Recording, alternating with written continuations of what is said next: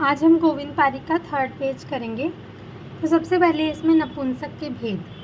तो यहाँ पे नपुंसक के भेद नहीं है, ये तो है क्लैब्बे के भेद। नपुंसक के भेद आचार्य चरक के अनुसार होते हैं 8।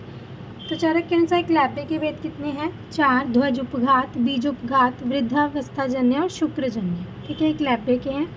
और सुश्रुत के अनुसार है 5। 4 अशुक्र और 1 सशुक्र और 1 अशुक्र। 4 सशुक्र कौन से हैं? आसेक्य, सौगंधिक, कुंभिक और ईर्ष्यक। और 1 अशुक्र कौन सा है? षंड। ठीक है, जो क्या है? असाध्य है। उसके बाद क्लैब्बे के चरक के कितने थे? 8। सुश्रुत के कितने हैं? 6। मानसिक, शुक्र क्षयजन्य, अति मैथुनजन्य, शुक्र अवरोधजन्य, मेढ्र रोगजन्य एवं सहज। ठीक है, उसके बाद है बल वृद्धिकर भाव। बल वृद्धिकर भाव बोले हैं 13। तो इसको हम कैसे याद रखेंगे? तेरे बल की वृद्धि। इसको कैसे याद रखेंगे? तेरे बल की वृद्धि। तो 13 से हो जाएगा हमारे कितने हैं? 13 बल वृद्धिकर भाव है। फिर है शरीर वृद्धिकर भाव। शरीर वृद्धिकर भाव चरक ने माने 4 और स्पाकभट्ट ने माने 17। इसको कैसे याद रखेंगे? चारों ओर से शरीर की वृद्धि। चारों ओर से क्या हो जाएगा कि 4 है हमारे शरीर वृद्धिकर भाव। फिर आहार परिणाम कर भाव। आहार परिणाम कर भाव है जो वो हमारे हैं 6। ठीक है, 6 मतलब ऐसे याद रखना कि हमने आहार 6 बजे तक कर लेना। तो आहार परिणाम कर भाव कितने हो जाएंगे? 6। उसके बाद है हमारे कोष्ठांग। कोष्ठांग सुश्रुत ने बोले हैं, चरक ने बोले हैं 15। जो हमारे कोष्ठांग है वो कितने होते हैं? 15। फुफ्फुस को इन्होंने कोष्ठांग नहीं माना। चरक ने माने 15, सुश्रुत ने माने हैं 8, वाग्भट ने भी 8 और काश्यप ने माने हैं 13 कोष्ठांग। ठीक है, चरक ने कोष्ठ अंग मतलब जहाँ पे हमारे अंग रहते हैं वो कितने हैं? 15। सुश्रुत ने कितने बोले? 8। फिर वाग्भट ने भी कितने बोले? 8 और काश्यप ने कितने बोले? 13। ठीक है, उसके बाद है आश्य। आश्य कितने बोले हैं? सुश्रुत ने 7, स्त्रियों में 5 बोले हैं। ठीक है, और काश्यप ने कितने बोले हैं? आश्य 7 बोले हैं। ठीक है, तो आश्य सुश्रुत के कितने हैं? 7 हैं। ठीक है, उसके बाद आया हमारी त्वचा। त्वचा जो है वो कितनी मानी है? चरक ने मानी है त्वचाएं 6, सुश्रुत ने 7, अष्टांग हृदय ने भी 7 और अष्टांग संग्रह ने 6 और आधुनिक ने भी 7 मानी है। ठीक है, तो 7 तो हमें पता ही है त्वचाएं कितनी होती है? 7 है ना। तो चरक ने एक कम त्वचा मानी। ठीक है, क्योंकि उन्हें क्या थी, मतलब उन्हें थोड़ी सी सिर्फ मेडिसिन की नॉलेज थी, है ना। तो और एक सर्जरी वाली नॉलेज, तो इन्होंने 7 मान दी। 7 किसने? सुश्रुत ने अष्टांग हृदय और आधुनिक के अनुसार 7। अष्टांग संग्रह और चरक ने कितनी मानी? 6 मानी। ठीक है, उसके बाद है हमारी धमनियाँ। धमनियाँ चरक ने 200 मानी और सुश्रुत ने 24 मान ली। उसके बाद आया कुष्ठ। कुष्ठ रोग चरक ने माने 7, 18 और असंख्य। 7, 18 और असंख्य माने और सुश्रुत ने कितने? 18 और भेल ने 18 ही माने, जिसमें से 9 साध्य और 9 असाध्य। काश्यप ने भी यही माना। उसके बाद है हमारा उन्माद। उन्माद के भेद चरक ने 5, वात पित्त कफ सन्निपातज और आगंतुज। सुश्रुत ने भी 5, सुश्रुत ने 6 माने, 5 + 1 विषज माना और माधवकर ने भी सुश्रुत के अनुसार ही माना। ठीक है, उसके बाद है हमारे शोथ के भेद। शोथ के भेद चरक ने 2 या 3 माने। ठीक है, सुश्रुत ने 2, 5 और 6, वाग्भट ने 3 और 9 और माधव ने 9 माने। उसके बाद है ग्रंथि के भेद। ग्रंथि के भेद हम कैसे याद रखेंगे? 6, 5, 9। चरक ने 6, सुश्रुत ने 5 और वाग्भट ने 9 ग्रंथियाँ मानी। 6, 5, 9। चरक के अनुसार कौन सी? वात पित्त कफ सिराज मासज और मेदज। और सुश्रुत की वात पित्त कफ सिराज और मेदज, मासज इन्होंने नहीं मानी। वाग्भट ने 9 कौन सी मानी? चरक की 6 + अस्थि व्रणज और रक्तज। इसको कैसे याद रखेंगे? ये अस्थि में व्रण हो गया और उससे रक्त निकल रहा है, तो अस्थि व्रणज और रक्तज। ठीक है, दोबारा रिवाइज करते हैं इसी पेज को। नपुंसक के भेद। नपुंसक के भेद कितने माने? चरक ने 8 माने हैं। ठीक है, और ये क्या है? क्लैब्बे के हैं। क्लैब्बे के चरक के अनुसार 4। कौन कौन से? ध्वज उपघात, बीज उपघात, वृद्धावस्थाजन्य और शुक्र क्षयजन्य।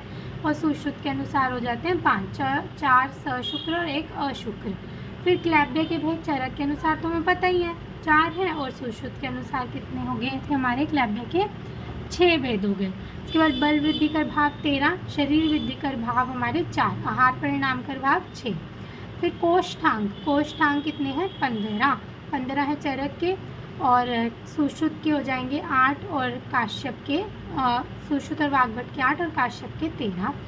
आश्य सुश्रुत के 7 और काश्यप के भी 7 हो गए। त्वचा के भेद सुश्रुत के 7, अष्टांग हृदय के 7, चरक और अष्टांग संग्रह के 6, धमनियाँ चरक के अनुसार 200, सुश्रुत के अनुसार 24। फिर कोष्ठ चरक के अनुसार 7, 18 वे असंख्य है, सुश्रुत ने 18, भेल ने 18 और काश्यप ने भी 18।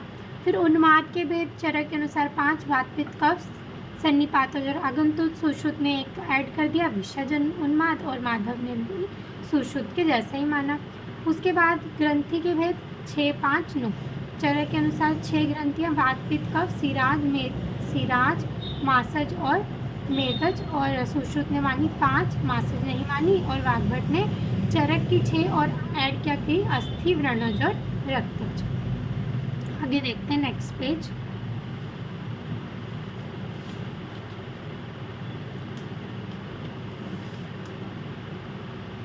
उसके बाद है वृद्धि के भेद चरक के अनुसार है 3। एक तो व्रग्न वृद्धि मतलब जो आंतरिक होते हैं, एक मूत्र वृद्धि, एक मेदोज वृद्धि।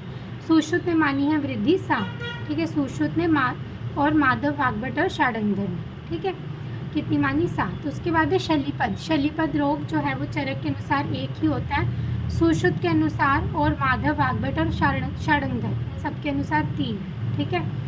जैसे वृद्धि चरक के अनुसार 3 है और सुश्रुत वाग्भट माधव और षाडंगर के अनुसार 7।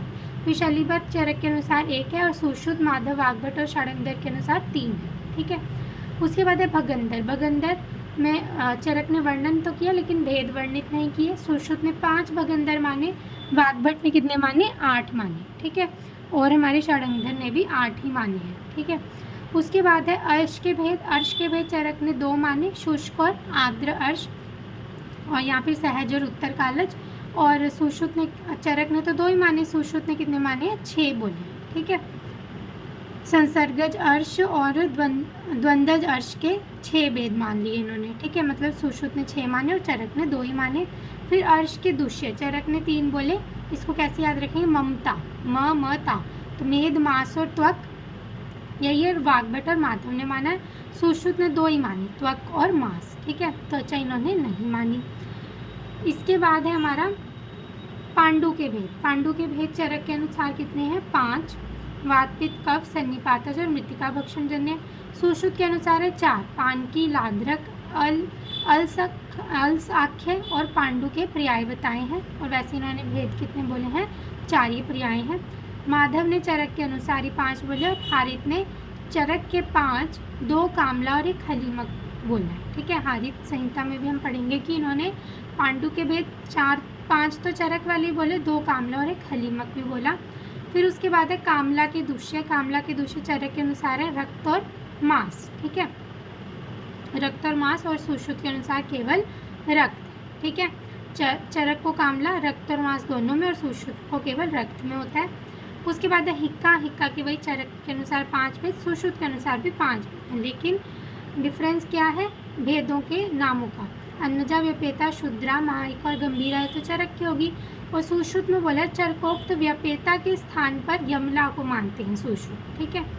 उसके बाद है अतिसार के भेद चरक के अनुसार है 6, वात पित्त कफ सन्निपातज भयज व शोकज, ठीक है। और सुश्रुत के अनुसार अतिसार के भेद कौन से हो गए, चरक के भयज के स्थान पर आमज अतिसार उन्होंने लक्षण माना है, ठीक है।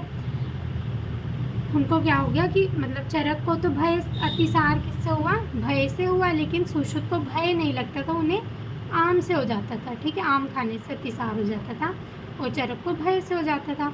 वाग्भट ने चरक वाले माने और माधव ने सुश्रुत वाले माने, तो चरक और वाग्भट के सेम है अतिसार के भेद, और सुश्रुत और माधव के सेम है। उसके बाद है विसर्प के भेद चरक ने माने 7, वात पित्त कफ सन्निपातज आग्नेय ग्रंथि और कर्दम विसर्प के, और सुश्रुत ने माने 5।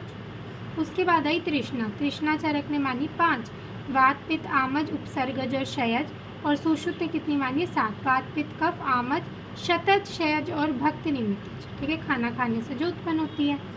उसके बाद विष के वेग आए मनुष्यों में चरक ने माने 8, सुश्रुत ने 1 कम मान दिया 7। जानवरों में 4 ही विष के वेग और पक्षियों में 3। जानवरों की 4 टांगें होती हैं इसलिए 4 विष के वेग, और पक्षियों के कितने, ऐसे हम बनाते हैं ना ऐसे 3, तो 3 उसके 3 विष के वेग हो गए। ठीक है, रिवाइज करते हैं। वृद्धि हो रही है तो चरक ने कितनी मानी, वृद्धि 3 ही मानी। ठीक है, चरक की 3 प्रकार से वृद्धि हो सकती है, और सुश्रुत, माधव, वाग्भट और षडंगर की 7 वृद्धि होगी। ठीक है, क्योंकि ये सब साथ मिलके चल रहे थे तो इनकी 7 वृद्धि हुई और चरक की 3 वृद्धि हुई। ठीक है, उसके बाद आया शल्यपद रोग। शल्यपद रोग होता है ना जो पैरों में हो जाता है, एलिफेंटियासिस से हम कोरिलेट करते हैं। तो शल्यपद, चरक का सिर्फ एक पैर में शल्यपद हो गया। ठीक है, फिर ये जो 7 चल रहे थे, सुश्रुत, माधव, वाग्भट और षडंगर, इन सबको हो रहा था तो तीनों। ठीक है, तो सुश्रुत को तो हुआ लेकिन साथ में 3 और को हो गया तो 3 हो गया। ठीक है, 3 भेद। उसके बाद भगंदर तो चरक ने वर्णन ही नहीं किया, सुश्रुत ने हमें पता है 5 माने और वाग्भट ने 8 भेद मान दिए। उसके बाद अर्श के भी हमें पता है चरक के 2 होते हैं, लेकिन सुश्रुत के कितने होते हैं, 6 अर्श होते हैं। ठीक है, अर्श सुश्रुत के अनुसार कितने हैं, 6, और चरक के 2 ही हैं। उसके बाद अर्श के दूसरे, चरक के अनुसार ममता, और सुश्रुत के अनुसार कौन से हैं, त्वक और मांस। ठीक है, इन्होंने मेद नहीं माना। ठीक है, पांडु के भेद कितने थे, चरक के अनुसार 5 ही थे। इसको ऐसे याद रखना, पांडु के भेद कैसे हैं, 5, 4, 5, 8, 5, 4, 5, 8, 5, 4, 5, 8। तो चरक, सुश्रुत, माधव और हारी। चरक के पते ही वातपित्त का, सन्निपातज और मृतिका भक्षण। सुश्रुत के 4 हो गए और माधव के 5 चरक जैसे, और हारित के 8। चरक के 5, 2 कामला और 1 हलीम। फिर कामला के दूसरे रक्त और मांस। ठीक है, और सुश्रुत ने केवल रक्त बोला। फिर हिक्का के भेद, चरक ने 5, सुश्रुत ने भी 5, लेकिन उन्होंने ये व्यपेता के स्थान पर यमला मान दिया। उसके बाद आए अतिसार, लूज मोशन। तो चरक को सबको 6 ही हैं, लेकिन सबने मतलब सिर्फ इसमें क्या डिफरेंस है, चरक और माधव के सेम है। ठीक है, चरक और वाग्भट के सेम है, और सुश्रुत और माधव के सेम है। अब लेकिन चरक और सुश्रुत में क्या डिफरेंस है, चरक के वातपित्त, कफ, सन्निपातज, भयज और शोकज, लेकिन उन्हें भय नहीं लगता था सुश्रुत को, उनको आम हो जाता था, तो भयज के स्थान पर आमज बोल दिया। उसके बाद आया विसर्प के साथ भेद, वातपित्त, कफ, सन्निपातज, आग्नेय ग्रंथि और कर्दम। सुश्रुत के हैं 5। उसके बाद आई तृष्णा के चरक के हैं 5 और सुश्रुत के 7, शतज, क्षयज और भक्त निमित्तज आगी। ठीक है, विष के वेज मनुष्यों में चरक ने बोले 8 और सुश्रुत ने बोले 7, और पशुओं में है 4 और पक्षियों में है 3। Thank you.